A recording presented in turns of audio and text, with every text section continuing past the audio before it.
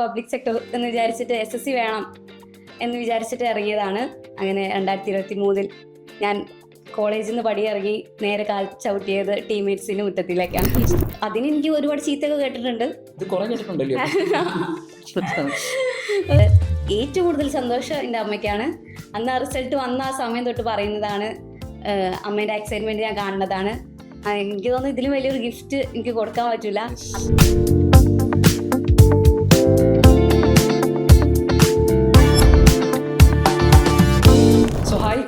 നമുക്ക് എല്ലാവർക്കും അറിയാം 2025 SSC സീനിയർ റിസൾട്ട് എന്ന് പറയുന്നത് ടീംമേറ്റ്സ് അക്കാഡമിയെ സംബന്ധിച്ചിടത്തോളം ഒരു ഗോൾഡൻ മൊമെന്റ് തന്നെയാണ്.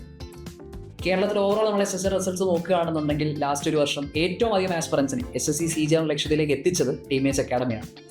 സോ അതിൽ നിരവധി പോസ്റ്റുകളായിട്ട് പല പല സ്ട്രീമിലേക്ക് പോയി ഒരുപാട് ആളുകളുടെ ഇന്റർവ്യൂസും പോഡ്കാസ്റ്റും ഒക്കെ കഴിഞ്ഞ് കുറച്ച് ദിവസങ്ങളായിട്ട് കാണുന്നുണ്ട്.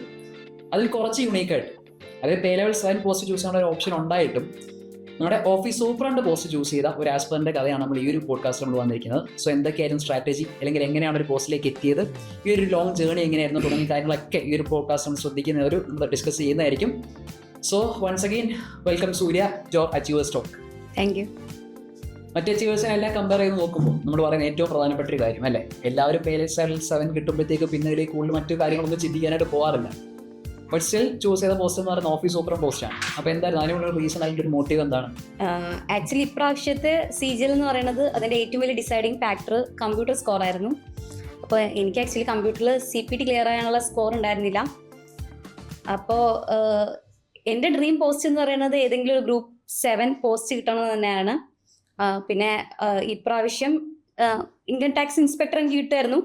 അത് വേക്കൻസി കുറവായിരുന്നു കേരളത്തിൽ. അപ്പം ഞാൻ എടുക്കുകയാണെങ്കിൽ തന്നെ ഞാൻ വേറെ ഏതെങ്കിലും സ്റ്റേറ്റിൽ പോയിട്ട് വർക്ക് ചെയ്യണമായിരുന്നു. അപ്പോൾ ഒരു വീട് കംഫർട്ട് സോൺ നമ്മുടെ നാട്ടിൽ അതാണ് ഫസ്റ്റ് പ്രയോറിറ്റി കൊടുത്തത്.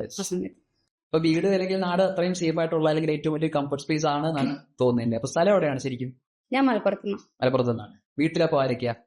വീട്ടില് അമ്മ, അച്ഛൻ, അച്ഛമ്മ, ചേച്ചി, അനിയത്തി. ചേച്ചിക്ക് 2 കുട്ടികളുണ്ട്. 2 കുട്ടികളുണ്ട്. ഓക്കെ, അപ്പോൾ ലോങ് ഫാമിലിയാണ്, വലിയ ഫാമിലിയാണ് അല്ലേ? അപ്പോൾ സ്വാഭാവികമായിട്ട് നമുക്കറിയാം ഇത്ര ഒരു എക്സാമിലേക്ക് പലരും ഇപ്പം ഫസ്റ്റ് അല്ലെങ്കിൽ ഗവൺമെന്റ് ജോബ് അല്ലെങ്കിൽ ആ ഒരു പബ്ലിക് ജോബിലേക്ക് വരുന്നത് തന്നെ ഒന്നെങ്കിൽ ഫാമിലി അങ്ങനെ ആർക്കെങ്കിലും എന്തെങ്കിലും ബാക്ക്ഗ്രൗണ്ട് ഉണ്ടായിരിക്കും, അല്ലെങ്കിൽ അച്ഛൻ അല്ലെങ്കിൽ അമ്മ അല്ലെങ്കിൽ ചേച്ചി ചേട്ടൻ ആരെങ്കിലും ഒരു ജോബിൽ വർക്ക് ചെയ്തിട്ട് അറിയാം, അല്ലെങ്കിൽ ഫാമിലിയിൽ ആരെങ്കിലും ഒരു ബാക്ക്ഗ്രൗണ്ട് ഉള്ളതായിട്ട് നമ്മൾ നോക്കാറുണ്ട്. സോ അപ്പോൾ അതിനെ കൂടുതൽ നമുക്ക് അതിനെക്കുറിച്ചൊരു ഐഡിയയും കാര്യമാണ് കിട്ടുക. സോ അങ്ങനെ ഇൻസ്പയർ ചെയ്ത ആരെങ്കിലും ഉണ്ടോ, അല്ലെങ്കിൽ ഫാമിലിയിൽ ആരെങ്കിലും അത്തരത്തിലൊരു ജോബ് നിൽക്കുന്ന കണ്ടിട്ട് അല്ലെങ്കിൽ ആ ഒരു ലക്ഷ്യത്തിൽ അല്ലെങ്കിൽ അത് കണ്ട് മോട്ടിവേറ്റ് ആയിട്ടാണ് ഇപ്പം SSC എന്നുള്ള ഓപ്ഷനിലേക്ക് വരുന്നത്? ആക്ച്വലി അതാണ് എന്നെ സംബന്ധിച്ച് ഏറ്റവും വലിയൊരു നേട്ടം എന്ന് പറയുന്നത്. എൻ്റെ കുടുംബത്തിൽ മൊത്തത്തിൽ ആദ്യമായിട്ടാണ് ഒരാൾ സെൻട്രൽ ഗവൺമെൻറ് പോസ്റ്റിലേക്ക് വരുന്നത്. ഞങ്ങളുടെ ഫാമിലിനെ സംബന്ധിച്ച് ഭയങ്കര ഒരു അച്ചീവ്മെൻ്റ് ആണത്. എല്ലാവർക്കും ഭയങ്കര സന്തോഷമാണ്. എല്ലാവരും ഭയങ്കരമായിട്ട് അതിൽ ഒത്തുചേരുന്നുണ്ട്. ഏറ്റവും കൂടുതൽ സന്തോഷം എൻ്റെ അമ്മയ്ക്കാണ്. അന്ന് ആ റിസൾട്ട് വന്ന ആ സമയം തൊട്ട് പറയുന്നതാണ്, അമ്മേൻ്റെ എക്സൈറ്റ്മെൻറ്റ് ഞാൻ കാണുന്നതാണ്. എനിക്ക് തോന്നുന്നു ഇതിലും വലിയൊരു ഗിഫ്റ്റ് എനിക്ക് കൊടുക്കാൻ പറ്റില്ല. അത്രയും ഇവിടെ നടക്കുന്ന അച്ചീവേഴ്സ് മീറ്റിലാണെങ്കിൽ പോലും ഇവിടെ ഏറ്റവും ഹാപ്പി ആയിട്ട് പാർട്ടിസിപ്പേറ്റ് ചെയ്ത ഒരാളാണ് സൂര്യയുടെ അമ്മ. സോ ആ ഒരു മൊമെന്റ് നമുക്ക് എപ്പോഴും പറയാം, ഈ ഫസ്റ്റ് ഇപ്പം സൂര്യക്ക് സെക്കൻഡ് അറ്റംപ്റ്റ് ആണ് അല്ലെ, സെക്കൻഡ് അറ്റംപ്റ്റ് ആണ് വരുന്നത്. സോ ആയിട്ട് നമുക്ക് ഒരു അറ്റംപ്റ്റ് കിട്ടാത്തൊരു സിറ്റുവേഷൻ ഉണ്ടായിരിക്കും. ദെൻ നമ്മളത് ക്ലിയർ ചെയ്യുന്ന ഒരു സിറ്റുവേഷൻ 2 എക്സ്ട്രീം ആണ് അല്ലേ. ഒന്ന് നമ്മൾ ഏറ്റവും ഡീമോട്ടിവേറ്റ് ആണെങ്കിലും ഏറ്റവും ഗ്രൗണ്ട് ലെവലിൽ പോകുന്നൊരു ടൈം, മറ്റേത് ഏറ്റവും സന്തോഷം. സോ ഈ 2 മൊമെന്റും തമ്മിലുള്ളൊരു വ്യത്യാസം എങ്ങനെയായിരുന്നു, അല്ലെങ്കിൽ ആ ഒരു ജേർണി എങ്ങനെയായിരുന്നു? സോ എക്സാക്ട് മൊമെന്റ്, ആ ഒരു എക്സാം ക്രാക്ക് ചെയ്ത ഒരു എക്സാക്ട് മൊമെന്റ് വീട്ടിലെ സിറ്റുവേഷൻസ് എങ്ങനെയായിരുന്നു?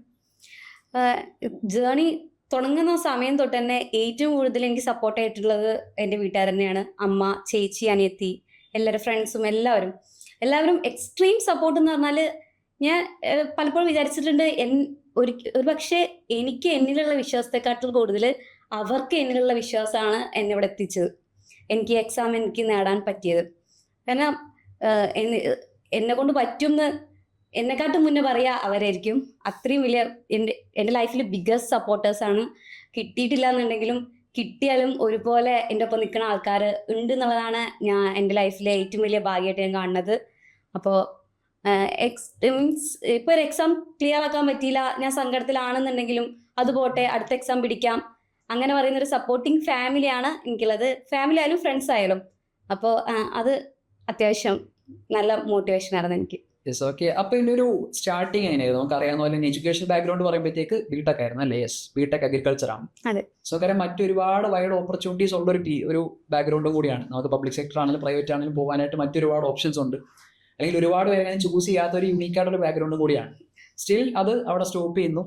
ദെൻ മറ്റു കാര്യങ്ങളൊന്നും നോക്കാൻ അത് റിലേറ്റഡ് ഒന്നും നോക്കാതെ പെട്ടെന്ന് വീണ്ടും SSC അല്ലെങ്കിൽ കോമ്പറ്റേറ്റീവ് എക്സാം എന്നൊരു ട്രാക്കിലേക്ക് വരുന്നു.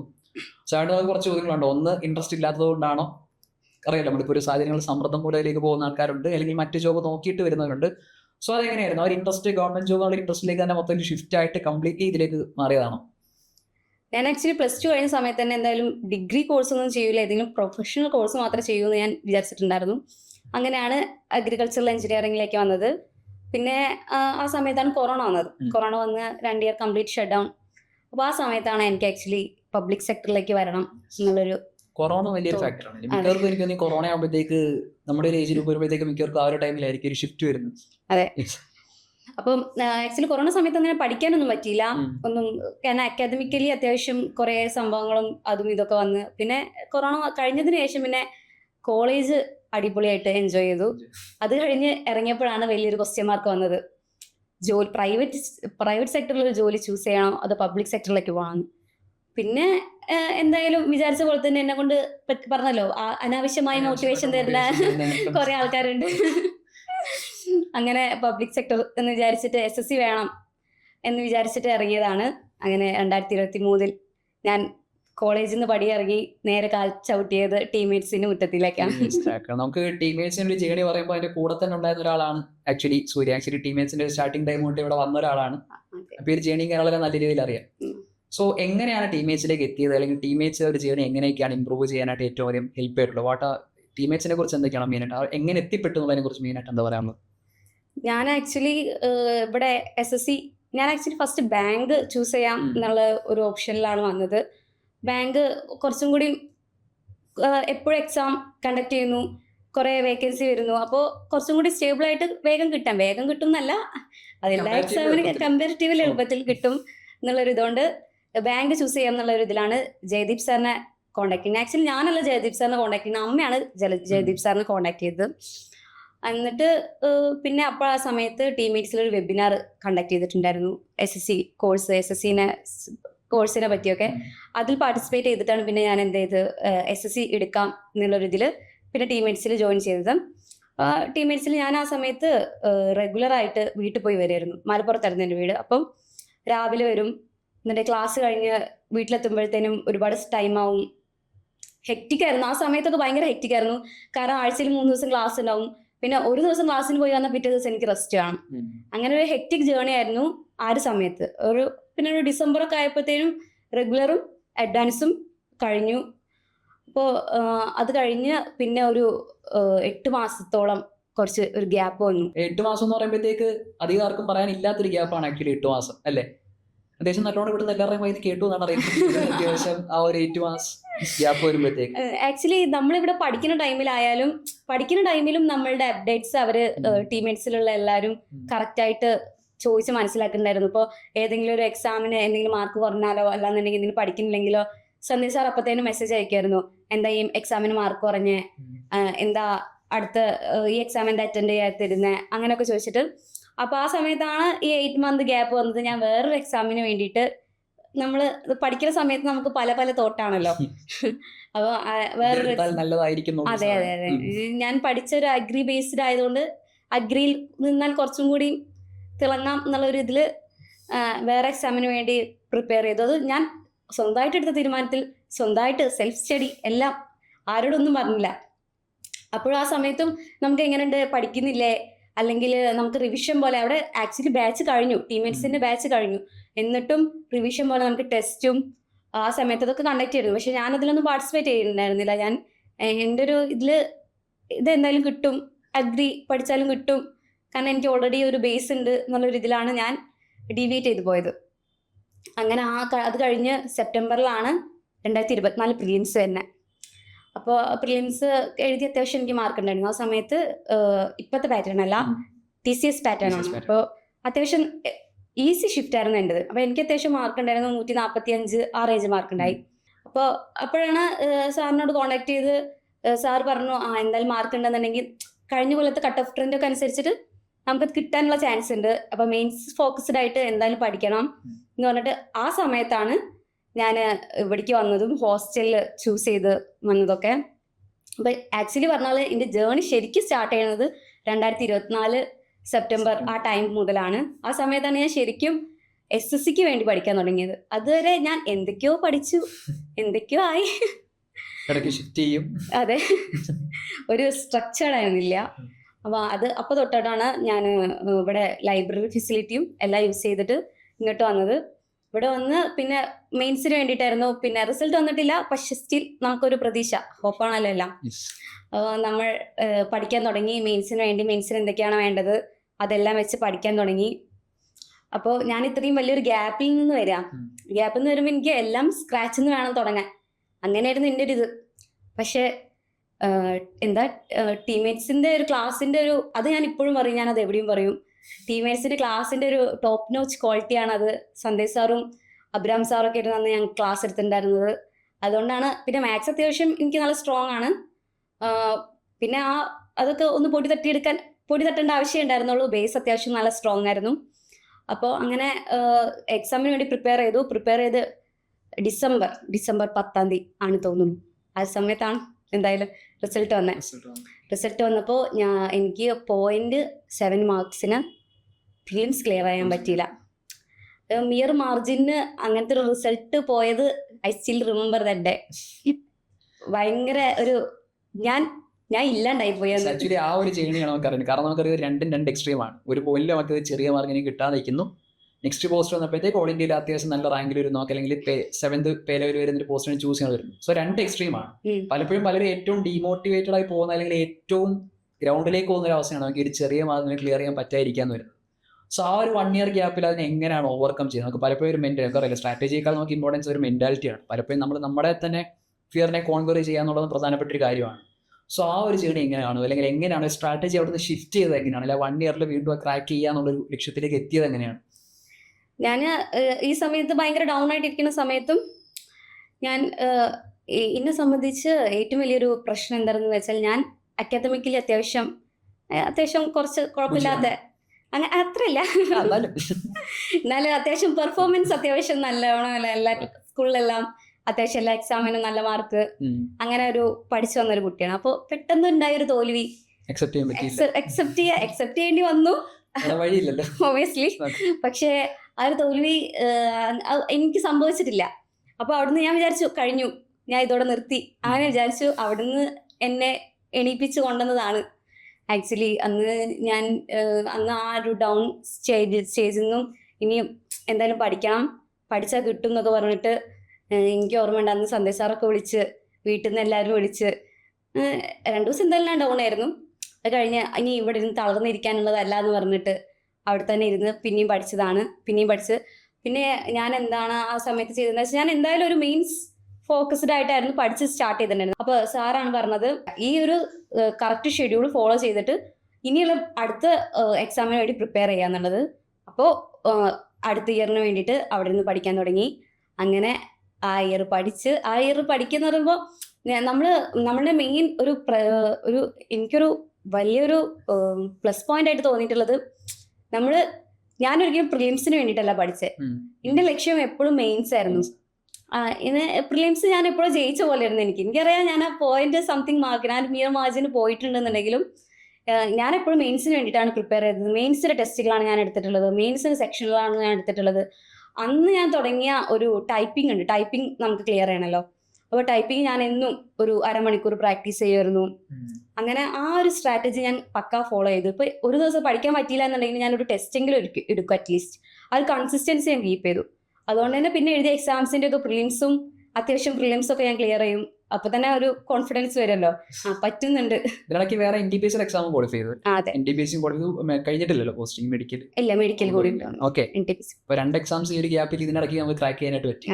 അപ്പൊ എല്ലാവർക്കും സ്വാഭാവികമായിട്ട് ഒരു ആവശ്യം ഉണ്ടായിരിക്കും, എന്താണ് സ്ട്രാറ്റജി. നമുക്കിപ്പം യൂട്യൂബിൽ നമ്മൾ ഇതിനു മുൻപ് പോഡ്കാസ്റ്റുകൾ വരുമ്പോഴും പ്രധാനമായിട്ടും എല്ലാവർക്കും അറിയേണ്ട സ്ട്രാറ്റജി എങ്ങനെയാണ്, എസ്പെഷ്യലി അച്ചീവേഴ്സിന്റെ. അത് നമുക്ക് ഒരു തവണ അത് ചെറിയ മാർജിന് പോയ ഒരാളാകുമ്പോൾ കുറച്ചും കൂടെ ഒരു വാല്യൂ കൂടും. സോ സ്വാഭാവികമായിട്ട് നമുക്കറിയാം Tier 1 വേണ്ട അതേ പ്രിപ്പറേഷൻസ് അല്ല Tier 2 വരുമ്പോൾ.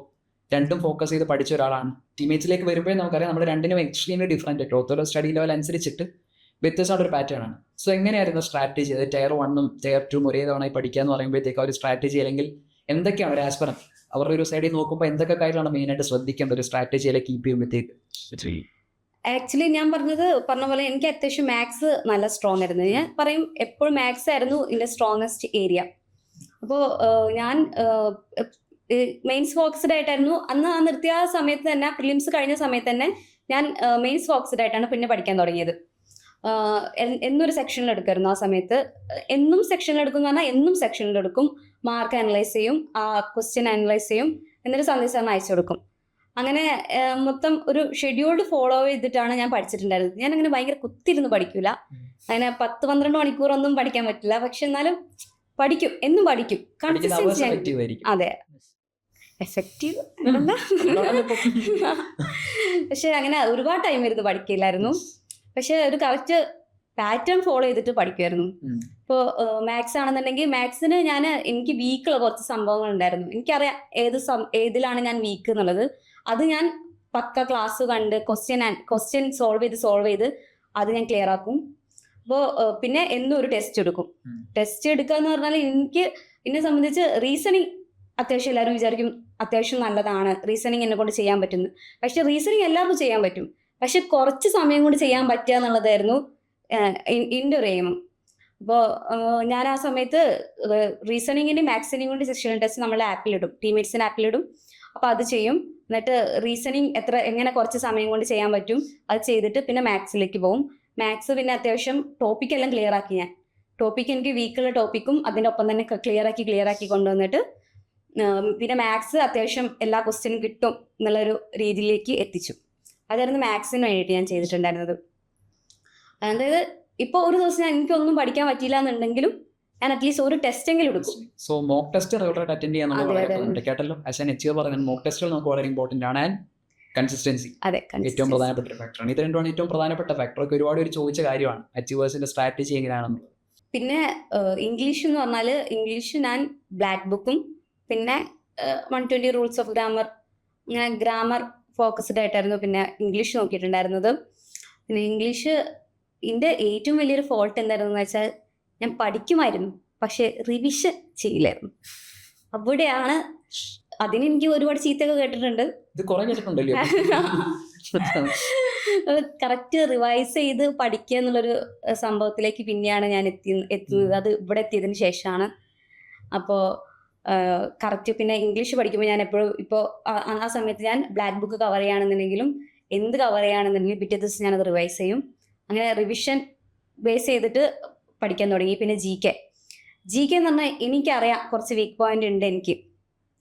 അത് എന്നെ കൊണ്ട് പഠിച്ചാൽ മീൻസ് അത് അങ്ങനെ വാരി വലിച്ച് പഠിക്കാൻ പറ്റില്ല എന്ന് എനിക്കറിയാം. അപ്പോൾ ഞാൻ എന്ത് ചെയ്യും, ഞാനിപ്പോഴും സ്റ്റാറ്റിക് ജി കെയിൽ കുറേ പോർഷൻ ഒന്നും എനിക്കിപ്പോഴും അറിയില്ല. സ്റ്റാറ്റിക് ജി കെ കുറേ ഒന്നൊക്കെ ഞാൻ വിട്ടത്. ഞാൻ വിചാരിക്കും എക്സാമിനത് വന്നാൽ ഞാൻ എഴുതൂല. ബാക്കിയുള്ള പൊളിറ്റി, എക്കണോമിക്സ് അങ്ങനത്തെ സംഭവങ്ങളൊക്കെ ഞാൻ സ്ട്രോങ് ആയിട്ട് വെക്കും. അതന്നെ പിന്നെയും റിവൈസ് ചെയ്തും പഠിച്ചുകൊണ്ടിരിക്കും. അറിയാത്ത പോർഷൻ ഞാൻ വിടും. ഞാൻ അതിൽ കുറച്ച് പഠിച്ചിട്ട് എനിക്ക് എത്താനില്ല, എനിക്ക് അറിയുന്നത് ഞാൻ സ്ട്രോങ് ആക്കി വെക്കും എന്ന് ഞാൻ വിചാരിച്ചിട്ടുണ്ടായിരുന്നു. അങ്ങനെയാണ് ജി കെ. അങ്ങനെ ജി കെക്ക് വേണ്ടി ഞാൻ അധികം ഭയങ്കരമായിട്ടൊരു എഫേർട്ട് ഞാൻ എടുത്തിട്ടില്ല. ജി കെക്ക് എനിക്ക് അറിയുന്ന കാര്യങ്ങൾ പക്ക അറിയായിരുന്നു, അതിലാണ് ഞാൻ ഇതാക്കിയത്. ഇപ്പൊ നമ്മൾ പ്രിപ്പയർ ചെയ്യുന്ന എല്ലാവരോടും പറയുന്നത് ഇപ്പൊ HSC ഓപ്ഷൻ ആയിട്ട് നോക്കുന്ന ഒരാൾക്ക് ഒരുപാട് ബാക്കപ്പ് ഓപ്ഷൻസ് ഉണ്ടായിരിക്കും അല്ലെ, പ്രിപ്പയർ ചെയ്യാൻ പറ്റുന്നത്. ഇപ്പൊ ISR ഹോസ്റ്റൽ, NTPC, മറ്റു കുറെ എക്സാംസ്, റെയിലേക്ക് ഒരുപാട് എക്സാംസ് പ്രിപ്പയർ ചെയ്യാൻ പറ്റും. അപ്പൊ അത്തരത്തിലൊരു എക്സാം ക്രാക്ക് ചെയ്ത ഒരു ആസ്പിറന്റ് കൂടിയാണ് അല്ലെ. NTPC ക്രാക്ക് ചെയ്തു, അതിന്റെ ബാക്കി പ്രൊസീജിയേഴ്സ് ഒക്കെ ഓൺഗോയിങ് ആണ്. സോ അതിന് സെപ്പറേറ്റ് ഒരു പ്രിപ്പറേഷൻ ആവശ്യമായിരുന്നു. വിച്ച് മീൻസ് അല്ലെങ്കിൽ ഈ CGLന്റെ സെയിം പ്രിപ്പറേഷൻ തന്നെ അതും ക്രാക്ക് ചെയ്യാൻ പറ്റും. ടീമേറ്റ്സിന്റെ ഒരു പ്രിപ്പറേഷൻ തന്നെയാണ് അതിനും ഹെൽപ്പ് ചെയ്തത്. ആക്ച്വലി പറഞ്ഞാൽ ഞാൻ അങ്ങനെ സെപ്പറേറ്റ് ആയിട്ട് വേറൊരു എക്സാമിന് എന്നുള്ള രീതിയിൽ പഠിച്ചിട്ടില്ല. SSC തന്നെ ആയിരുന്നു മെയിൻ ഫോക്കസ്. അതാണ് ഞാൻ പറഞ്ഞ മെയിൻസ് ഫോക്കസ്ഡ് ആയിട്ട് പഠിച്ചതിനോണ്ട് ഒരു ഗുണമുണ്ടായി. പക്ഷെ ഇപ്പത്തെ ഒരു പാറ്റേൺ ആണെന്നുണ്ടെങ്കിൽ ഞാൻ അങ്ങനെ പ്രിലിംസിനും മെയിൻസിനും ഈക്വൽ ഇമ്പോർട്ടൻസ് കൊടുക്കണം. കാരണം ഇപ്പൊ സെക്ഷണൽ ടൈമർ വന്നല്ലോ. അപ്പോൾ അന്നത്തെ പോലെയല്ലേ, ഇപ്പോൾ വ്യത്യാസമുണ്ട്. സെക്ഷണൽ ടൈമർ വെച്ചിട്ട് നമ്മൾ പഠിക്കണം. അപ്പോൾ ആ സമയത്ത് എന്ന് പറഞ്ഞാൽ RRBന്റെ എക്സാം ഞാൻ എല്ലാ എക്സാമും എഴുതി, ബാങ്ക് എക്സാം എഴുതിയിട്ടുണ്ട്, SSC എക്സാം എഴുതിയിട്ടുണ്ട്. അപ്പോൾ വരുന്ന എല്ലാ നോട്ടിഫിക്കേഷനിലും ഞാൻ അപ്ലൈ ചെയ്യും, എല്ലാ എക്സാമും എഴുതും. അങ്ങനെ കിട്ടിയൊരു കോൺഫിഡൻസും ഉണ്ട്. എല്ലാ എക്സാമും എഴുതി കിട്ടുന്ന ഒരു കോൺഫിഡൻസ്. ഞാൻ സത്യം പറയുകയാണെന്നുണ്ടെങ്കിൽ നമ്മൾ നന്നായിട്ട് പഠിക്കുന്ന ഒരു കുട്ടി ഒരു 12 മണിക്കൂർ 16 മണിക്കൂർ മാക്സിമം പഠിക്കുന്ന ഒരു കുട്ടിയാണെന്നുണ്ടെങ്കിലും എല്ലാ കണ്ടന്റും അറിയാം, എല്ലാ സംഭവങ്ങളും അറിയാമെന്നുണ്ടെങ്കിലും നമ്മൾ ലാസ്റ്റ് എക്സാം ഡേക്ക് എങ്ങനെ പെർഫോമൻസ് ചെയ്ത് അതിനനുസരിച്ചിട്ടിരിക്കും നമ്മുടെ ഔട്ട്കം. ഇപ്പോൾ എക്സാമിന് പാനിക് ആവുക, അല്ലെന്നുണ്ടെങ്കിൽ പഠിച്ചുകൊണ്ടിരിക്കുമ്പോൾ സ്ട്രെസ് ആവുക, അതൊക്കെ അങ്ങനത്തെ ഒരു സംഭവം ഉണ്ടെന്നുണ്ടെന്നുണ്ടെങ്കിൽ അതിൻ്റെ കാര്യത്തിൽ ഞാൻ ഭയങ്കര കൂളായിരുന്നു. ഞാൻ എക്സാം ഒക്കെ ഞാൻ കൂളായിട്ടാണ് പോയിട്ട് എഴുതുക. അതൊരു ഭയങ്കര ഒരു അഡ്വാൻറ്റേജ് ആയിരുന്നു എനിക്ക്. അപ്പോൾ എക്സാമിന് നമ്മൾ ടെൻഷൻ ആവുകയാണെന്നുണ്ട്, അല്ലാന്നുണ്ടെങ്കിൽ പാനിക് ആവുകയാണെന്നുണ്ടെങ്കിൽ നമ്മൾ ഫസ്റ്റ് പഠിത്തത്തിൻ്റെ കണ്ടന്റോ അല്ലാന്നുണ്ടെങ്കിൽ പഠിത്തത്തിൻ്റെ കണ്ടന്റ് ഇൻക്രീസ് ചെയ്യുക, അല്ലാന്നുണ്ടെങ്കിൽ കണ്ടന്റ് കൂട്ടുക, അങ്ങനത്തെ അല്ല ചെയ്യേണ്ടത്. അതിനൊരു സൊല്യൂഷനാണ് ഫസ്റ്റ് കണ്ടുപിടിക്കേണ്ടത്. പാനിക് ആവുന്നത് മാറ്റുക. അപ്പോൾ അതിനെ ഏറ്റവും കൂടുതൽ സഹായിച്ചിട്ടുള്ളത് ടീംമേറ്റ്സ് ഓഫ്ലൈൻ മോക്സ് അവിടെ കണ്ടക്ട് ചെയ്യായിരുന്നു. അത് പിന്നെ അതേപോലെ തന്നെ ഞാൻ ഈ എല്ലാ എക്സാം പോയി എഴുതും. അപ്പോൾ അതൊക്കെ എക്സാമിന്റെ ഒരു ഫിയറിനെ മറികടക്കാൻ തഴമ്പിച്ച് കുറെ എക്സാം എഴുതിയിട്ട്. അപ്പോൾ RRB വന്ന സമയത്ത് RRBക്ക് അറിയാം കുറച്ചും കൂടി വെയിറ്റേജ് കൂടുതലുള്ളത് കറണ്ട് അഫയേഴ്സിനായിരുന്നു. അപ്പോൾ RRBക്ക് വേണ്ടി ഞാൻ സെപ്പറേറ്റ് എന്തെങ്കിലും പഠിച്ചിട്ടുണ്ടെന്നുണ്ടെങ്കിൽ കറണ്ട് അഫയേഴ്സ് ആയിരുന്നു ഞാൻ പഠിച്ചത്. അതും ഞാനിങ്ങനെ കുറേ മാസത്തെ പഠിക്കുകയല്ല, ഒരു 6 മാസം 8 മാസം അങ്ങനെ കംപ്ലീറ്റ് ഒന്നും കവർ ചെയ്യല്ല. ഒരു 4 മാസം എടുക്കും. 4 മാസം കംപ്ലീറ്റ് കവർ ചെയ്തിട്ട് അതും എല്ലാ സംഭവങ്ങളും പഠിക്കുക, എല്ലാ കണ്ടന്റും പഠിക്കുകയല്ല, പഠിച്ച കണ്ടന്റ് റിവൈസ് ചെയ്യും. ഒരു 4 മാസം പഠിച്ചിട്ടുണ്ടെന്നുണ്ടെങ്കിൽ ആ കണ്ടന്റ് തന്നെ പിന്നെയും വായിച്ചുകൊണ്ടിരിക്കും. അപ്പോൾ അതിൻ്റെ ഗ്രാജുവേറ്റ് ആയാലും അണ്ടർ ഗ്രാജുവേറ്റ് ആയാലും എല്ലാം പോയിട്ട് എഴുതും. അപ്പോൾ RRB റെയിൽവേക്ക് വേണ്ടിയിട്ട്, റെയിൽവേക്ക് മാത്സ് അത്യാവശ്യം എളുപ്പമായിരുന്നു എനിക്ക്. SSCക്ക് വേണ്ടിയിട്ട് ഞാൻ അത്യാവശ്യം ഇതിൽ പഠിച്ചതിനെ കൊണ്ട് റെയിൽവേൻ്റെ മാത്സ് എനിക്ക് അത്യാവശ്യം എളുപ്പമായിരുന്നു. മാത്സും റീസണിങ്ങും പൊതുവേ എളുപ്പമാണ്. പിന്നെയും GKയും കറണ്ട് അഫയേഴ്സും ആണ് അതിൽ കുറച്ച് കൊടുക്കുന്നത് റെയിൽവേസിൽ. പിന്നെ അപ്പോൾ GK കണ്ടന്റും കറണ്ട് അഫയേഴ്സ് കണ്ടന്റും മാത്രമേ ഞാൻ മെയിൻലി ഫോക്കസ്ഡ് ആയിട്ട് പഠിച്ചിട്ടുണ്ടായിരുന്നുള്ളൂ. പിന്നെ ടൈപ്പിംഗ് ഞാൻ പറഞ്ഞല്ലോ, ഞാൻ ആ സമയത്തെ ടൈപ്പിംഗ് ഒരു ഹാഫ് ആൻ അവർ എങ്കിലും ഞാൻ പ്രാക്ടീസ് ചെയ്യുമായിരുന്നു. നമുക്ക് ഒരു ഇത്രയും ചെയ്തിട്ട് ടൈപ്പിംഗ് ക്വാളിഫൈ ആയിട്ടില്ല എന്നുണ്ടെങ്കിൽ പോയില്ലേ. അപ്പോൾ ഒരു 5 മിനിറ്റ് അറ്റ്ലീസ്റ്റ് ഒരു അരമണിക്കൂർ അല്ലെന്നുണ്ടെങ്കിൽ ഒരു 15 മിനിറ്റ് എങ്കിലും ഞാൻ പ്രാക്ടീസ് ചെയ്തിട്ട് ടച്ച് ടൈപ്പിംഗ് ഞാൻ പഠിച്ചു. അങ്ങനെ അപ്പോൾ അത് റെയിൽവേക്കും ഉപകാരമായി. അതെ, അപ്പോൾ CGLനും പ്രശ്നമില്ലാതെ ടൈപ്പിംഗ് ചെയ്തു പോന്നു. അപ്പോൾ ടീച്ചേഴ്സിന്റെ സപ്പോർട്ടിനെ കുറിച്ച് ആദ്യം പറഞ്ഞല്ലോ. ഫോർ എക്സാമ്പിൾ ഇതിനിടയ്ക്ക് കുറച്ച് ഗ്യാപ്പുകൾ ഉണ്ടായി, അപ്പോൾ അതിൻ്റെതായിട്ടുള്ള വഴിക്കും കാര്യങ്ങളെല്ലാം ഉണ്ടായിട്ടുണ്ട്. എങ്കിലും വീണ്ടും അതിനെ റിക്കവർ ചെയ്യാനായിട്ട് പറ്റി, അല്ലെങ്കിൽ വീണ്ടും ക്യാച്ചപ്പ് ചെയ്യാനായിട്ട് പറ്റി. സോ ടീച്ചേഴ്സിന്റെ സപ്പോർട്ട് പറയുമ്പോൾ പെട്ടെന്ന് നമുക്ക് എടുത്തു പറയാൻ പറ്റുന്ന ടീച്ചേഴ്സ് ആയിരിക്കുകയാണ്, അല്ലെങ്കിൽ ഏറ്റവും കൂടുതൽ അറ്റാച്ച്ഡ് ആയിട്ടുള്ള, അല്ലെങ്കിൽ ഏറ്റവും കൂടുതൽ സപ്പോർട്ടീവായിട്ട് നിന്ന പെട്ടെന്ന് ഓർമ്മ വരുന്ന കുറച്ച് ഇൻസിഡൻസ് എന്തൊക്കെയായിരിക്കും ഇവിടുത്തെ ടീച്ചേഴ്സുമായിട്ട് ബന്ധപ്പെട്ട് ചോദിക്കുകയാണെന്നുണ്ടെങ്കിൽ? ടീച്ചേഴ്സ് പറഞ്ഞാൽ എല്ലാ ടീച്ചേഴ്സ് മാത്രമല്ല, ഇവിടുത്തെ എല്ലാ സ്റ്റാഫും എല്ലാവരും എല്ലാത്തിനും സപ്പോർട്ടാണ് നമുക്ക് ടീംമേറ്റ്സിൽ. അപ്പോൾ എടുത്തു പറയാനുള്ള ഇത് പറയുകയാണെങ്കിൽ സന്ധ്യ സാറിനായിരിക്കും. സാറിന് ഞാൻ പറഞ്ഞല്ലോ, മാർക്ക് ഉണ്ടെങ്കിൽ മാർക്ക് കൂടിയാലും കുറഞ്ഞാലും ഒക്കെ അയച്ചു കൊടുക്കായിരുന്നു. മാർക്ക് കുറഞ്ഞാൽ ചീത്ത വയ്ക്കുമായിരുന്നു. റിവൈസ് ചെയ്തിട്ടില്ല എന്നുണ്ടെങ്കിൽ എന്താ റിവൈസ് ചെയ്യാത്തതെന്ന് ചോദിക്കായിരുന്നു. ആ സമയത്ത് എനിക്കെന്നൊക്കെ എന്നെ സംബന്ധിച്ചെന്ന് പറഞ്ഞാൽ എനിക്ക് പഠിക്കാത്ത കാര്യത്തിന് ആരുടെ അടുത്തൊന്നും ചീത്തയൊന്നും കേട്ടിട്ടില്ല. ചീത്തയും കേട്ടിട്ടില്ല. പഠിക്ക് എന്താ മാർക്ക് കുറഞ്ഞ അങ്ങനെ ഒരു ക്വസ്റ്റ്യനേ എനിക്ക് വന്നിട്ടില്ല. അപ്പോൾ ആ ഒരു സമയത്ത് പഠിക്കുന്ന കാര്യത്തിന് ഇങ്ങനെ ചീത്തയൊക്കെ കേൾക്കുന്നത് എനിക്ക് ഭയങ്കര പ്രശ്നമായിരുന്നു എനിക്ക്. ഞാൻ എന്ന് പറഞ്ഞാൽ അധികം കരയാത്ത ഒരാളാണ്. ആൾക്കാരുടെ മുന്നിലൊന്നും ഞാൻ അധികം കരയില്ല. ഞാൻ 2025 എന്ന് പറഞ്ഞാൽ ഞാൻ ഏറ്റവും കൂടുതൽ കരഞ്ഞിട്ടുള്ളൊരു വർഷം. ഒറ്റയ്ക്ക് അമ്മേനൊക്കെ വിളിച്ചു കരയും.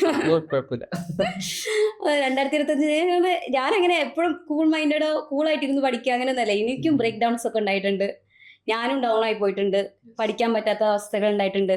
അവിടെ നിന്നൊക്കെ എണീറ്റ് വന്നു എന്നുള്ളതാണ്. പോയിന്റ് ആക്ച്വലി എങ്ങനെയാണ്, കാരണം നമുക്കറിയാം എപ്പോഴും നമുക്ക് ഈ എക്സ്റ്റേണൽ ഫാക്ടേഴ്സിനെയൊക്കെ കൂടുതൽ നമുക്ക് പലപ്പോഴും ഫൈറ്റ് ചെയ്യേണ്ടി വരിക നമ്മുടെ ഉള്ളിൽ നടക്കുന്ന ആ ഒരു വാറും കാര്യങ്ങളായിരിക്കും. കാരണം നമുക്ക് ആ ഒരു ഡീമോട്ടിവേറ്റ് ആവുന്ന ഒരു പോയിന്റ് ഉണ്ടാവും, അല്ലെങ്കിൽ ഇനി ഇത് വേണ്ട, അല്ലെങ്കിൽ നമുക്ക് പറ്റുന്നതല്ല, നമുക്കൊരു സെറ്റ് ഔട്ട് വരുന്ന ഒരു ടൈം പീരീഡ് ഉണ്ടായിരിക്കട്ടെ. കാരണം നമ്മളാണ് ഏറ്റവും കൂടുതൽ സാക്രിഫൈസ് ചെയ്യുന്നത്, അല്ലെങ്കിൽ നമ്മളാണ് ഏറ്റവും കൂടുതൽ കാര്യങ്ങൾ ചെയ്യുന്നത്. സോ ആ ഒരു ടൈം പീരീഡിൽ ബാക്കിയൊക്കെ ഓവർകം ചെയ്താലും ഏറ്റവും വലിയ സ്ട്രെസ് ചിലപ്പോൾ നമ്മൾ റൂമിലിരിക്കുമ്പോൾ നമ്മൾ ഒറ്റയ്ക്ക് ഇരിക്കുമ്പോൾ ഫേസ് ചെയ്യുന്ന ഒരു തോട്ടും കാര്യങ്ങളൊക്കെ ആയിരിക്കും. അതിനെയൊക്കെ ഓവർകം ചെയ്യുന്നത് എല്ലാവർക്കും വലിയ ടാസ്ക്കാണ്. സോ അവർക്ക് എന്താണ് പറഞ്ഞു കൊടുക്കുക, അല്ലെങ്കിൽ എങ്ങനെയാണ് അതിനെയൊക്കെ സൂര്യ ഓവർകം ചെയ്യാൻ പറ്റിയത്, എങ്ങനെയൊക്കെയാണ്, ആരുടെയൊക്കെ സപ്പോർട്ട് ഉണ്ടായിരുന്നു? സപ്പോർട്ടാണ് ഏറ്റവും വലിയ ഫാക്ടർ. ഞാൻ എന്നെ സംബന്ധിച്ച് എനിക്ക് ഒന്നും ഒറ്റയ്ക്ക് ഫൈറ്റ് ചെയ്യാൻ അറിയില്ല. അങ്ങനെയല്ല, നമ്മൾ ഒറ്റയ്ക്ക് നിൽക്കാൻ പഠിക്കണം എന്നൊക്കെയാണ് പറയാ. പക്ഷെ എന്തോ എനിക്ക് പറ്റില്ല. എല്ലാവരും എൻ്റെ ചുറ്റിലുള്ള എല്ലാവരോടും ഐ എം എക്സ്ട്രീംലി ഗ്രേറ്റ്ഫുൾ. ഇത്ര നന്ദി പറഞ്ഞാലും മതിയാവില്ല. എനിക്കറിയാം അവരൊന്നും ഇല്ലായിരുന്നു എന്നുണ്ടെങ്കിൽ ഞാൻ ഇവിടെ നിൽക്കില്ല. അത് എല്ലാവരും ഉണ്ട്. എൻ്റെ പാരൻസ്, ചേച്ചി അനിയത്തി ആയാലും ഫ്രണ്ട്സ് ആയാലും ടീച്ചേഴ്സ് ആയാലും എല്ലാവരും കൂടി കൈപിടിച്ച് ഉയർത്തിയതാണ്. ഞാൻ പറയാം, അവരുടെയൊക്കെ സന്തോഷമായിരുന്നു ഈ ഒരു ജേണിയിൽ എനിക്ക് നേടിക്കൊടുക്കാൻ പറ്റുന്ന ഏറ്റവും വലിയൊരു സംഭവമായിട്ട് ഞാനിപ്പോഴും ഇത് എനിക്ക് തോന്നുന്നില്ല ഇതിനെക്കാട്ടിലും വലിയൊരു സന്തോഷം ഇനി ഉണ്ടാവാൻ പോണില്ല അവർക്ക് ലൈഫിൽ. അങ്ങനെയാണ് വീട്ടിൽ ആ റിസൾട്ട് അറിഞ്ഞു തൊട്ടിട്ടുള്ള സന്തോഷം അങ്ങനെയാണ്, എക്സൈറ്റ്മെന്റ് അങ്ങനെയാണ്. അത് ഇത് പറയാൻ പറ്റില്ല. എങ്ങനെ ഇവിടെ ഒരാൾ സിറ്റുവേഷനിൽ എത്തി നിന്നപ്പോഴാണ് എനിക്ക് മനസ്സിലായത് ഓ ഇത്ര വലിയ സംഭവമാണല്ലോ. എല്ലാവർക്കും ഭയങ്കര കാര്യമായി, നാട്ടിലെല്ലാവർക്കും ഭയങ്കര കാര്യമായി, വീട്ടിലെല്ലാവർക്കും ഭയങ്കര കാര്യമായി. നമ്മളൊക്കെ എല്ലാവരും വീട്ടിൽ ഭയങ്കര റെസ്പെക്റ്റോടെ നോക്കാൻ തുടങ്ങി.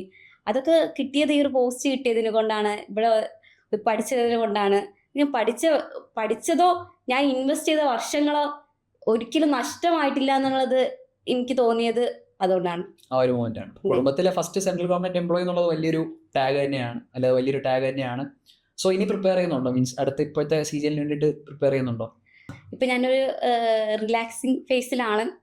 അപ്പൊ ഇപ്പൊ പ്രിപ്പയർ ചെയ്യണില്ല, ഞാൻ അറിയില്ല. അപ്പൊ കൊടുത്തിട്ടുണ്ട് ഞാൻ ഇപ്രാവശ്യം. പറ്റുകയാണെന്നുണ്ടെങ്കിൽ ഞാൻ എഴുതും. യെസ്. അപ്പോൾ നമുക്ക് സ്വാഭാവികമായിട്ട് ഇപ്പം സീസണിൽ പ്രിപ്പറേഷൻ വരുമ്പോഴത്തേക്ക് സ്വാഭാവികമായിട്ട് ഇത് കുറേ പേർക്ക് വരുന്നൊരു ഡൗട്ടായിരിക്കും, കുറേ മിസ്കൺസെപ്ഷൻസ് ഉണ്ട്.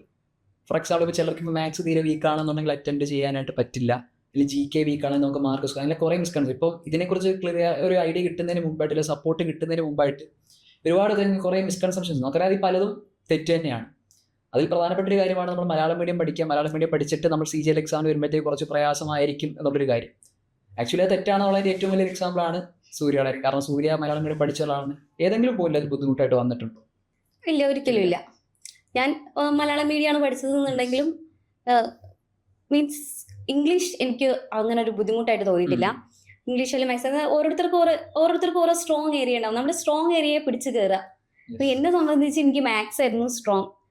മാത്സ് സ്ട്രോങ് ആയതുകൊണ്ട് ഞാൻ ഒരു എക്സാം വരാണെന്നുണ്ടെങ്കിൽ മാത്സ് ഞാൻ വിടാതെ കംപ്ലീറ്റ്ലി അറ്റൻഡ് ചെയ്യാൻ വേണ്ടി ഞാൻ ശ്രമിക്കും. കാരണം GK എന്നെ സംബന്ധിച്ച് GK എനിക്ക് ഫുള്ള് ചെയ്യാൻ പറ്റില്ല. അപ്പൊ ഞാൻ മാത്സ് എന്തായാലും ഞാൻ ഫുൾ അറ്റൻഡ് ചെയ്യും.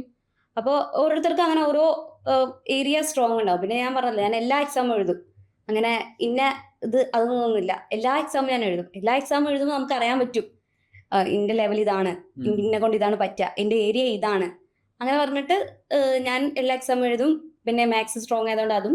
പിന്നെ ഇംഗ്ലീഷ് അങ്ങനെ വലിയൊരു പ്രശ്നമായിട്ട് തോന്നിയിട്ടില്ല എനിക്ക്. പിന്നെ മറ്റുള്ള കുഴപ്പമില്ല. ഞാൻ GK ആയിരുന്നു കുറച്ചൊരു പ്രശ്നം. GK ഞാൻ എൻ്റെ ഉള്ളിൽ എന്താണോ ഉള്ളത് അത് ശരിയാക്കി. ഓക്കെ. ഞങ്ങൾക്കറിയാം എക്സാമിന് പ്രിപ്പയർ ചെയ്യുമ്പോഴത്തേക്ക് ടീച്ചേഴ്സിനെ മെന്റേഴ്സിനെ ഒക്കെ നമ്മൾ പറയുന്ന ഒരു കാര്യമാണ് ഫ്രണ്ട്സിനെ ചൂസ് ഓഫ് ഫ്രണ്ട്സ് വൈസ്ലി എന്ന് നമ്മൾ പറയാറുണ്ട്. സോ പലപ്പോഴും നമ്മുടെ റിസൾട്ട് നമ്മൾ പറയാൻ ഡിറ്റർമിൻ ചെയ്ത് നമ്മൾ എത്തിപ്പെടുന്ന ഒരു ഗ്രൂപ്പ്, ഒരു പിയർ ഗ്രൂപ്പ് അതിനകത്ത് വളരെ പ്രധാനപ്പെട്ട ഒരു ഫാക്ടറാണ്. സോ അവരെ കുറിച്ച് എന്താണ് പറയാനുള്ളത്, അല്ലെങ്കിൽ അവരെങ്ങനെയൊക്കെയാണ് ഇൻസ്പയർ ചെയ്തിട്ടുള്ളത്? ഞാൻ ആക്ച്വലി 8 മന്തിന്റെ ഒരു ഗ്യാപ്പ് പറഞ്ഞല്ലോ. അപ്പൊ ഞാൻ അന്ന് ആ സമയത്ത് ഞാൻ ആലോചിക്കായിരുന്നു, ഞാൻ ആ 8 മാസം ആ സമയത്ത് 2024 ഞാൻ ആലോചിക്കായിരുന്നു, ഞാൻ ആ സമയത്ത് ആ 8 മാസം ഗ്യാപ്പ് എടുത്തിട്ടില്ലായിരുന്നുണ്ടെങ്കിൽ എനിക്ക് ആ പ്രിലിംസും കിട്ടായിരുന്നു, എനിക്ക് ആ മെയിൻസും കിട്ടായിരുന്നു എന്ന് ഞാൻ എപ്പോഴും ആ സമയത്ത് ഞാൻ ആലോചിച്ചിരുന്നു. പക്ഷെ ഇപ്പൊ ഞാൻ അങ്ങനെ ആലോചിക്കില്ല. കാരണം ആ ഒരു സമയത്ത് അങ്ങനെ ഒരു ഗ്യാപ്പ് എടുത്തതുകൊണ്ട് എനിക്ക് ആ കൊല്ലത്തെ പ്രിലിംസും കിട്ടിയില്ല. ആ ഒരു കൊല്ലം എനിക്ക് ടീംമേറ്റ്സിൽ സ്പെൻഡ് ചെയ്യാൻ പറ്റി. ഞാൻ വെറുതെ പറയല്ല, എനിക്കറിയാതെ എൻ്റെ ജീവിതത്തിൽ ഒരു വർഷത്തെ ഗ്യാപ്പാണെന്ന്. പക്ഷെ ഇറ്റ് വാസ് ബ്യൂട്ടിഫുൾ. അവിടെ ഞാൻ സ്പെൻഡ് ചെയ്ത ടൈം, അവിടുത്തെ ഒരു പിയർ ഗ്രൂപ്പ്, അവിടെ ഉണ്ടായ മെമ്മറീസ്, അവിടെ എല്ലാവരും ഒരു എക്സാം സ്ട്രെസ്ഡ് ഏരിയ അല്ല അത്. പഠിക്കുകയാണ് എല്ലാവരും, അത് അഫ്കോഴ്സ് എല്ലാവരും പഠിക്കുകയാണ്. നമ്മൾ ഇരുന്ന് ഒരാൾ പഠിക്കുമ്പോൾ നമ്മളും പഠിക്കും, ഒരാൾക്ക് ഡൗട്ട് വന്നാൽ ഒരാൾക്ക് പറഞ്ഞു കൊടുക്കാം. പക്ഷെ എല്ലാത്തിനും ഉപരി ഒരു എക്സാമിന് മാർക്ക് പറഞ്ഞാൽ അത് പോട്ടെ, ശരിയാക്കാം നമുക്ക്. അല്ലാന്നുണ്ടെങ്കിൽ ഒരു ഡൗട്ട് വന്നാൽ കൂട്ടിയിരുന്ന് പഠിക്കാൻ, അല്ലാന്നുണ്ടെങ്കിൽ വേറൊരാൾക്ക് ഒരു ഡൗട്ട് വന്നാൽ അത് പറഞ്ഞു കൊടുക്കാൻ, അല്ലാന്നുണ്ടെങ്കിൽ നമുക്കൊരു ബുക്ക് ഷെയർ ചെയ്യാൻ, അങ്ങനെയൊക്കെ പറ്റിയത് അവിടെ വന്നതുകൊണ്ടാണ്. അവിടെ ഹോസ്റ്റലിൽ നിന്ന് പഠിച്ചതുകൊണ്ടാണ്. വീട്ടിലിരുന്ന് പഠിച്ച് കിട്ടുന്ന ഒരുപാട് ആൾക്കാരുണ്ട്, അത് ശരിയാണ്. പക്ഷെ ഇവിടെ വന്നിട്ട് കിട്ടിയ ആ ഒരു മെമ്മറീസ്, ആ ഒരു കംഫർട്ട്നെസ്, അത് കുറേയൊക്കെ സ്ട്രെസ് ഇല്ലാതാക്കിയത് അവിടെ വന്ന് പഠിച്ചതുകൊണ്ടാണ്. അപ്പൊ ഞാൻ പറയുകയാണെന്നുണ്ടെങ്കിൽ എന്തായാലും നമ്മളെ വീട്ടിൽ നിന്ന് മാറിയിട്ട് ഒരു പിയർ ഗ്രൂപ്പ് ഫോം ചെയ്ത് അവിടുന്ന് പഠിക്കുന്നതാണ് എപ്പോഴും നമുക്ക് അക്കാദമിക്കലി നല്ലത്. ഓക്കെ.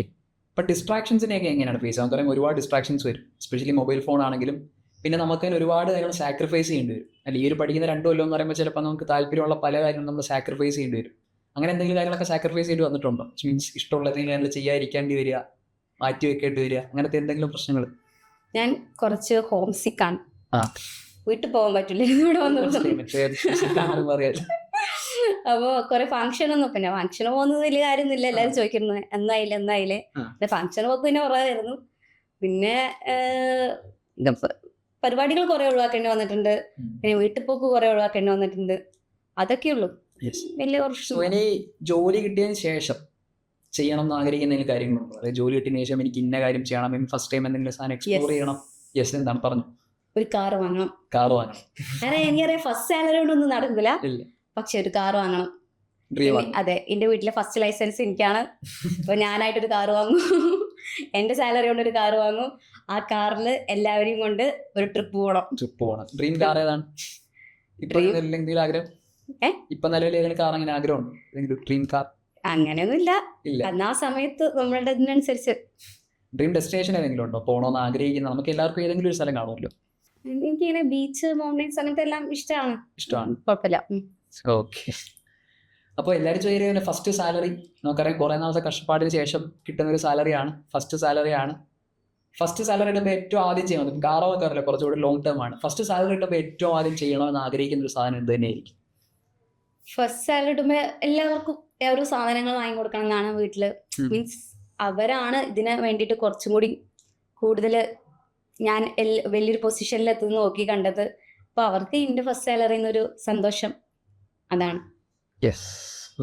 അപ്പോൾ സൂര്യയുടെ ഒരു 2 year ലോങ് ജേർണി എങ്ങനെയായിരുന്നു, അല്ലെങ്കിൽ എന്തൊക്കെ കാര്യങ്ങൾ, എന്തൊക്കെ ഹേർഡിൽസിന് ഓവർകം ചെയ്യേണ്ടി വന്നു, സ്ട്രാറ്റജിയിൽ എന്തൊക്കെ ഷിഫ്റ്റ് ഉണ്ടോ, ഇതൊക്കെ വളരെ ഡീറ്റെയിൽ ആയിട്ട് നമ്മൾ കേട്ടു. അപ്പോൾ ഇനിയും ഹയർ പൊസിഷനിലേക്ക് പോകാൻ ആഗ്രഹിക്കുന്ന ഒരാളും കൂടിയാണ്. സോ വരും വർഷങ്ങളിൽ നിങ്ങൾക്ക് കോമ്പറ്റ് ചെയ്യുമ്പോൾ സൂര്യയായിട്ട് കൂടി കോമ്പറ്റ് ചെയ്യുന്ന സിറ്റുവേഷനും കാര്യങ്ങളൊക്കെ ഉണ്ടാവും. സോ ആസ് എൻ ആസ്പിറന്റ് അല്ലേ, ഇത് ഓൾറെഡി ക്രാക്ക് ചെയ്ത ഒരു ആസ്പിറന്റ് എന്നുള്ള നിലയ്ക്ക് നമ്മുടെ ഇനി വരാൻ പോകുന്ന സീസണിന് പ്രിപ്പയർ ചെയ്യാനായിട്ട് പോകുന്ന ആസ്പിറൻസിനോട് സൂര്യക്ക് എന്തൊക്കെ അഡ്വൈസ് ആണ് പറയാനുള്ളത്? അഡ്വൈസ് ഇൻ ദ സെൻസ് നമ്മൾ പറയുകയാണെന്നുണ്ടെങ്കിൽ എപ്പോഴും ബി 1 step ahead.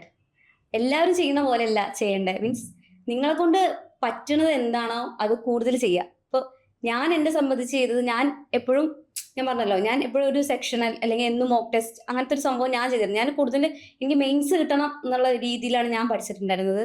അതേപോലെ തന്നെ അങ്ങനെ എപ്പോഴും 1 step ahead. അവരത് ചെയ്യുന്നുണ്ട്, അതുകൊണ്ട് ഞാനിത് ചെയ്യുന്നു, അങ്ങനെയല്ല വേണ്ടത്. നമ്മളുടെ ക്യാപ്പബിലിറ്റിക്ക് അനുസരിച്ച് നമുക്ക് എന്ത് പറ്റുന്നോ അത് ചെയ്തുകൊണ്ടിരിക്കുക, കൺസിസ്റ്റൻ്റ് ആയിട്ട് ചെയ്തുകൊണ്ടിരിക്കുക. പിന്നെ നിങ്ങളെ തളർത്താൻ വേണ്ടിയിട്ട് ഒരുപാട് ആൾക്കാരുണ്ടാവും ചുറ്റിനും. അവർക്ക് മൈൻഡ് കൊടുക്കാതിരിക്കുക. നിങ്ങൾ അവർക്ക് മൈൻഡ് കൊടുക്കുമ്പോഴാണ് നമ്മൾ ഫെയിൽ ആയി പോണത്. അതിനൊക്കെ ഓവർകം ചെയ്ത് വരുമ്പോൾ നമ്മൾ ആക്ച്വലി ജയിക്കുകയാണ് ചെയ്യുന്നത്. ഇനി ചെയ്യാനുള്ളത് എന്താണെന്ന് വെച്ചാൽ കൺസിസ്റ്റൻ്റ് ആയിട്ട് ഹാർഡ് വർക്ക് ചെയ്യുക. നിങ്ങളെ കൊണ്ട് പറ്റും എന്ന് നിങ്ങൾക്കൊരു ബോധം, മീൻസ് ഒരു ബോധ്യം നിങ്ങളുടെ മനസ്സിലുണ്ട് എന്നുണ്ടെങ്കിൽ വർക്ക് ചെയ്യുക. വർക്ക് ചെയ്താൽ എന്തായാലും കിട്ടും. കാരണം ഇത്രയും കുട്ടികൾ ക്രാക്ക് ചെയ്യുന്ന ഒരു എക്സാമാണ്. അതിലൊരാളാവാൻ നിങ്ങൾക്കും പറ്റും. ബാക്കിയുള്ളവർ എന്ത് പറയണോ, അല്ലാന്നുണ്ടെങ്കിൽ ബാക്കിയുള്ളവർ ഇന്നലെ എന്ത് ഇൻഫ്ലുവൻസ് തരുന്നു എന്നുള്ളതല്ല, നിങ്ങൾക്ക് നിങ്ങളിൽ തന്നെയാണ് ഫസ്റ്റ് ഒരു വിശ്വാസം വേണ്ടത്. എല്ലാവർക്കും എന്തായാലും ക്രാക്ക് ചെയ്യാൻ പറ്റും. ശരിക്കും നമ്മൾ ആത്മാർത്ഥമായിട്ട് വിശ്വസിച്ചാൽ നടക്കാത്തതായിട്ടൊന്നുമില്ല എന്നുള്ളതാണ്. അത്രയേ ഉള്ളൂ.